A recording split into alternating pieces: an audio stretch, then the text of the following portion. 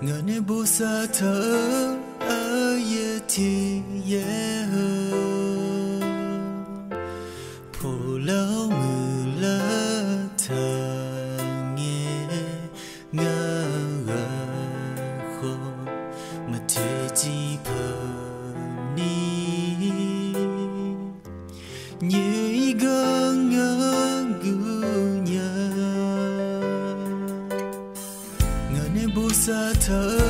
ở ye khuê ye ba đa nè giờ biểu pa lê ngã nè hồ xì lỡ nghe giờ đi sao dễ tê ngã bị hồ dễ giờ lúa à dễ pa dang nhớ nè sao dễ mà ngỡ na mà u nô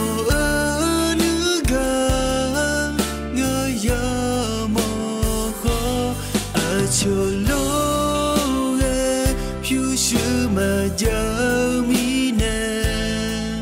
ngã ông nô mà gỡ ní chê ya lô mà thứ lê nhớ gư lo đờ ba đà như cha hó ngã nghe biểu gì mà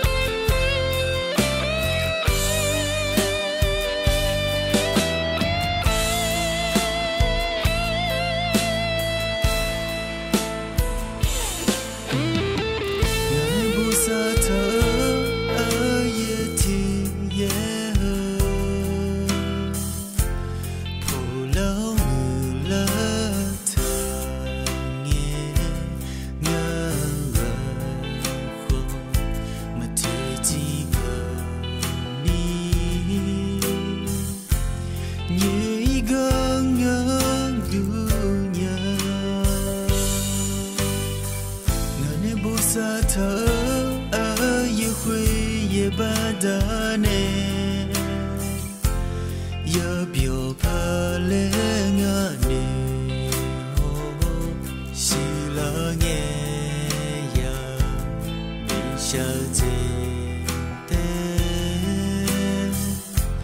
ngã bị hồ dễ giờ lúa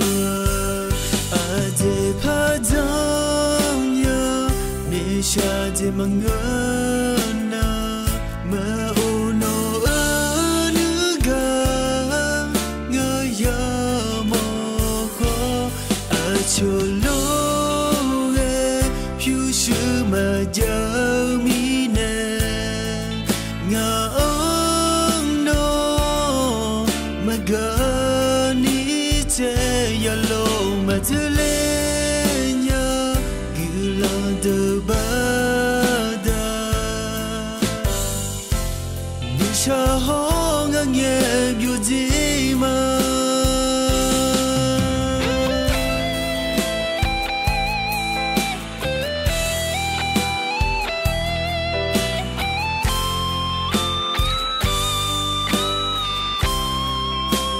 ติดตามฟังเพลงใหม่ได้ก่อนใครที่